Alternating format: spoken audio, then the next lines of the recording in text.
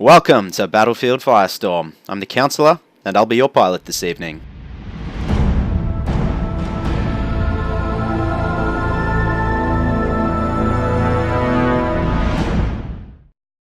Cabin crew, check hatches and prepare for takeoff. Passengers, please ensure your tables and seat backs are locked in their upright positions, and on behalf of the crew, we thank you for flying Shire Airlines. Finally!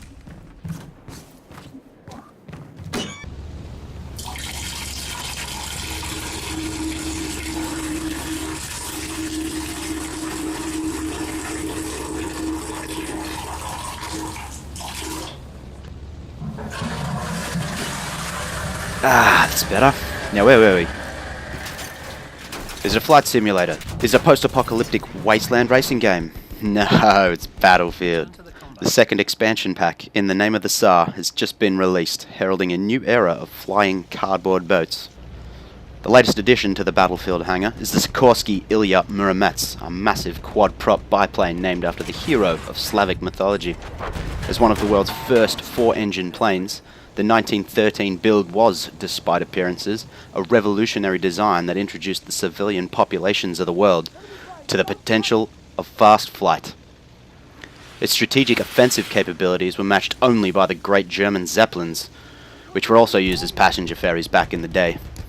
But with their coding expertise and the franchise's penchant for a variety at the expense of historical accuracy, DICE have transformed it into an unstoppable force in the Sinai sky. With 4 seats, including the pilot, it opens up a whole new world of team-based tactics. But as great as it sounds on paper, can it actually live up to the hype? Turning the game's conventional bomber format on its head, the 20mm Becker autocannon and the Lewis machine gun positions have been switched, with the HE rounds now spitting out the rear of the vehicle. This seemingly minor change takes quite a while to get used to.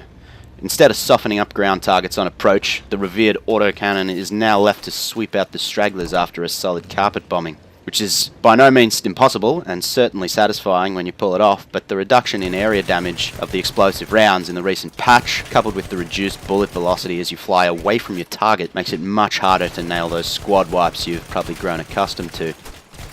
Add to that a rather limited 180-degree horizontal sweep and massive tail fins in your way, and would-be AC-130 gunners are going to find themselves longing for the return of the Pink Lady Gotha. Air-to-air combat is, however, another matter entirely. The Becker on the rear shreds anything on your tail with disturbing ease, and chasing light bombers and even attack planes with the laser-like Lewis on the front is just as satisfying. Which is probably just as well, because that's about all the action your third-seat Lewis gunner is ever going to see in this plane. But the real game changer comes from the seemingly innocuous 4th passenger seat. Not only do you get to hang out with your ace pilot in the plush interior, but you get control over your infantry character and wait for it, unlimited ammo! That's right, ladies and gentlemen, not only can you fire rifle grenades, crossbows, and even spotting flares endlessly onto the unsuspecting humans below, you can pull out your repair tool at any time and literally bring your crew back from the brink of destruction, all by holding left click against the body of the plane. Already I've been able to survive devastating aerial assaults, fending off wave after wave of flak, rockets, and eventually rams, with the help of a few selfless and dedicated teammates.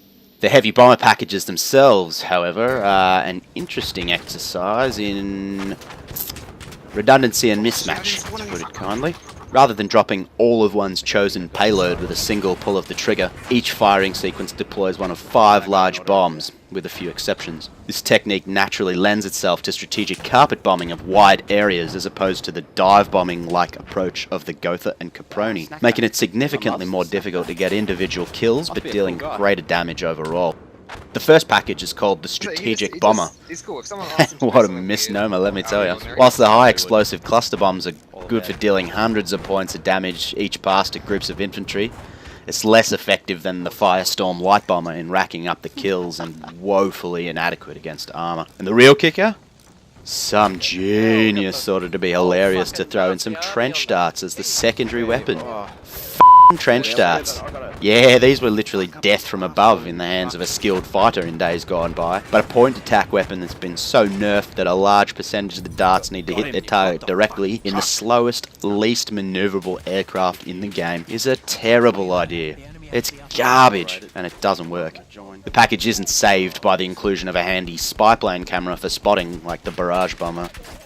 The demolition bomber, on the other hand, has a 30 HP auto repair on tap, two 250 kilo torpedoes that deploy and reload simultaneously, and 5 individually deployed 50 kilo demolition bombs. If you are thinking about the Ilya Muromets, I recommend trying this package out first on the Galicia map. It's flat enough to navigate visually, and the auto repair gives you plenty of leeway in the event you come under small arms fire, while the plentiful artillery trucks and those weird reversing metal bubbles will frequently group together, providing some nice lines to help you get the hang of the carpet bombing run. Speaking of small arms fire, that's something you should prepare yourself for no matter what you fly.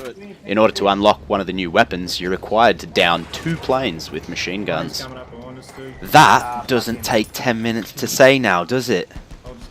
Just kidding, shout out to Westy! Again, you'll likely deal more damage over a larger space, but actually destroying your targets in one run will take a bit of practice. The best way I've found to ensure you won't be followed off into the distance by a targeted high-velocity shell is to go into a roughly 45-degree or steeper dive, pulling up hard after dumping as much as you can along a highly condensed line, almost scraping the ground, but climbing vertically for several seconds afterwards to allow your rear gunner to clean up anyone or anything left over. Finally, we have the support package with 5 incendiary cluster bombs and 5 large smoke bombs, as well as the all-new ability to paradrop meds and ammo for your troops on the front lines. This one gets the Councilor's seal of approval for both its sheer originality and its devastating area denial capabilities. It excels anywhere soldiers like to gather and party, like the fortress on Fao, the sea cannons on Albion, the trenches between fortress guns on Monte Grappa, and the central points on Empire's Edge. Whilst it would be nice to have a secondary offensive weapon like cluster bombs instead of the smoke, or I guess you could put the incendiary cluster bombs in place of those ridiculous trench darts in the strategic package. But either way, it's a well-rounded package uniquely suited to clearing points for capture and then preventing enemy re-access. The delayed kills are also a blast, in a murderous slot machine kind of way. Like with all the multi-seater vehicles on Battlefield, the Ilya Muromets is most enjoyable and effective when fully loaded, and even better when you're in voice communication with your passengers. If you're alone and likely to stay alone, you'll probably want to tilt towards the demolition bomber. That auto repair is just critical in situations where you can't escape the ground fire, which is a frequent occurrence on the new maps. But don't bother with the trashy strategic bomber. It's the torpedo bomber of the all-new heavy class. So give the Ilya Muromets a try. She's fat, she's slow, she's vulnerable, she's visible, and she takes a very long time to switch positions in. But f*** me, is she satisfying to watch in action as the enemy team loses morale quickly and turn against their own pilots at their inability to take you down. Moments like that and the in-game conversation that follows are Battlefield at its best. I'm the Councillor. Thank you for watching Battlefield Firestorm.